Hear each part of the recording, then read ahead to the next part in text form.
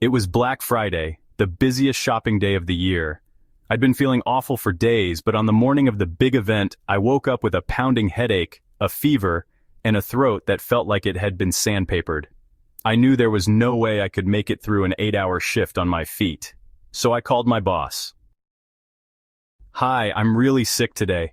I've got a fever and I don't think I'll be able to make it to work," I said, trying not to cough into the phone. There was a pause before my boss's voice came through, dripping with irritation.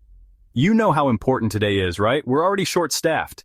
Can't you just push through? It's only one day. I really can't." "I don't think I'd even make it through my shift," I replied, my voice raspy.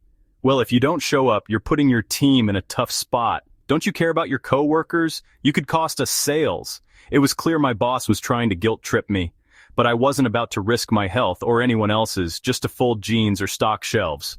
"I understand, but I'm too sick to work. I'll get a doctor's note if you need one."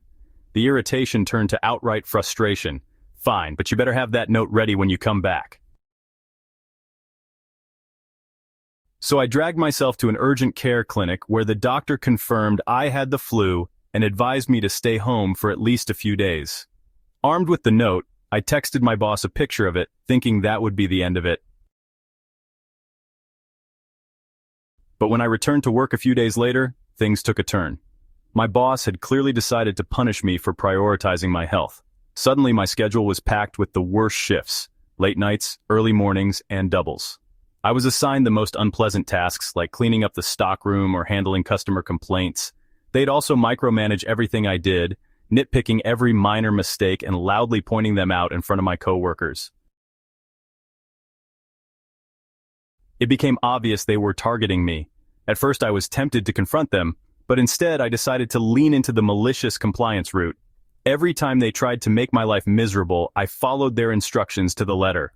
"Clean the entire stockroom by yourself before your shift ends," they'd say. I'd reply with a cheerful, "Sure thing," and meticulously organize everything down to the last box, so much so that it delayed the tasks they actually wanted done. "Handle every single return today, no matter how long the line gets," they ordered. I'd focus exclusively on returns, letting the sales floor pile up with chaos. Eventually, my coworkers started noticing what was happening. Some of them even started helping me out when the tasks became ridiculous, saying they didn't want to see me treated unfairly. After a couple of months of this, I finally had enough and filed a formal HR complaint. I included every detail: the Black Friday incident, the schedule changes, the excessive assignments, and even the snide comments my boss made in front of others. HR took it seriously, especially when I showed them the doctor's note and texts as evidence. Not long after, my boss was reassigned to another location. I didn't stick around much longer myself, but it felt good knowing they didn't get away with bullying me for doing the right thing.